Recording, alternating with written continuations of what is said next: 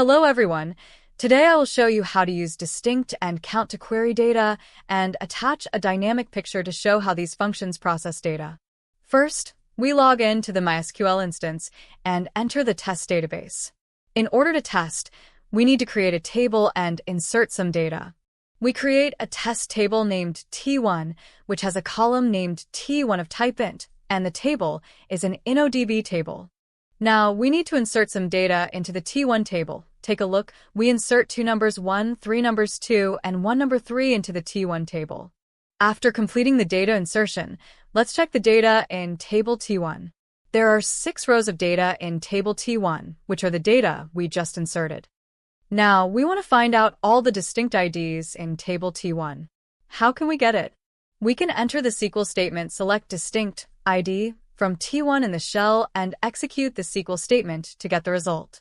I use this GIF to show how the distinct function processes data.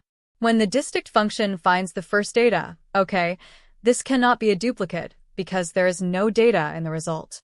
To get the second number 1, this is a duplicate, so the distinct function discards this data and gets the third data. The third data is number 2.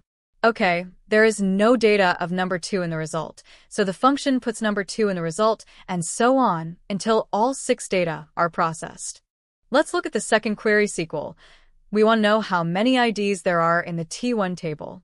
We can use this statement, select count ID from T1. The result is 6. Now, let's take a look at this GIF to understand how the count function works. The count function adds 1 when getting each ID data, and finally returns a total. If we want to know the total number of rows with all different IDs, what can we do to get it? Look at this. Execute this statement to get the result. The first step of this statement is to get the different IDs, and the second step is to get the number of IDs in the result of the previous step. Look at the GIF. When the first data 1 is obtained, it is the first non-repeating data. When the second data is obtained, it is the repeated data, so this statement will not add 1.